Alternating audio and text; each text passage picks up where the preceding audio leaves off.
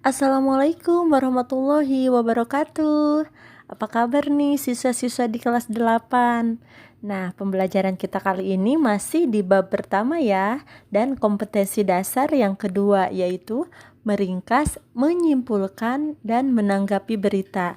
Ingat, di sini kita akan belajar 3 hal. Yang pertama adalah meringkas, kemudian menyimpulkan, dan yang terakhir adalah menanggapi berita. Jadi kalian harus fokus ya. Yang pertama yaitu meringkas berita. Menurut ahli Wahyudiano, meringkas yaitu menyajikan karangan yang panjang dalam bentuk yang lebih singkat dan efektif. Efektif di sini adalah walaupun berita tersebut kita buat singkat, namun kita tidak menghilangkan bagian-bagian penting dari berita tersebut. Nah, kegiatan meringkas ini sebenarnya adalah untuk mempermudah kita memahami sebuah bacaan serta bisa menghemat waktu. Langkah-langkah meringkas berita menurut Wahyudiano adalah yang pertama, mendengarkan atau membaca berita dengan saksama. Jadi kita sebaiknya mendengarkan atau membaca berita dengan fokus terhadap berita tersebut. Kemudian yang kedua adalah mencatat pokok-pokok atau unsur-unsur berita. Jadi kita deretkan dulu, kita buat dulu 6 pertanyaan, yaitu menggunakan rumus 5W1H. Yang pertama adalah what, apa berita tersebut. Kemudian who, siapa orang-orang yang terlibat dalam berita tersebut atau peristiwa yang diberitakan. Where, di mana peristiwa tersebut terjadi. When, kapan peristiwa tersebut terjadi. Why, mengapa peristiwa tersebut terjadi. Dan how, bagaimana. Jelaskan bagaimana peristiwa tersebut terjadi. Kemudian yang ketiga adalah menyampaikan kembali pokok-pokok atau unsur-unsur berita ke dalam karangan singkat berdasarkan apa yang kalian catat tadi. Jadi yang 5W+1H itu yang awalnya berupa daftar pertanyaan beserta jawaban, maka kamu buat dalam bentuk paragraf. Jika ketiga hal tadi sudah selesai kamu lakukan, maka kamu bisa dikatakan telah meringkas sebuah berita.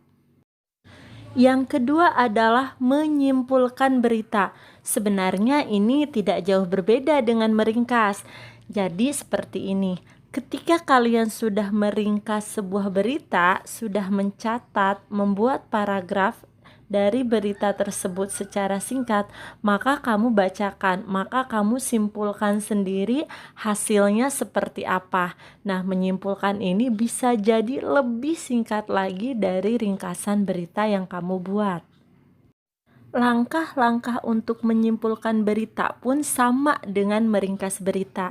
Jadi seperti ini, setelah kamu meringkas sebuah berita, maka kamu simpulkan berita tersebut dan sampaikan berita tersebut melalui lisan atau tertulis. Sekali lagi, menyimpulkan berita itu adalah menyingkat berita dari hasil ringkasan berita yang telah kamu tulis. Nah, setelah kamu mampu meringkas dan menyimpulkan berita, maka kita lanjut ke poin ketiga, yaitu menanggapi berita. Menanggapi berita di sini adalah memberikan sebuah pernyataan. Apakah kamu setuju atau tidak setuju dengan berita yang disampaikan, dengan peristiwa yang disampaikan? Kamu bisa menyampaikan rasa suka atau tidak suka kamu terhadap sebuah peristiwa atau kejadian. Bahkan kamu bisa memberikan saran atau solusi terhadap peristiwa atau kejadian yang sedang diberitakan.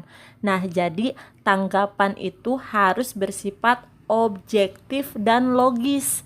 Jadi ketika kamu memberikan saran, solusi, itu harus sifatnya masuk akal dengan alasan yang jelas dan akurat.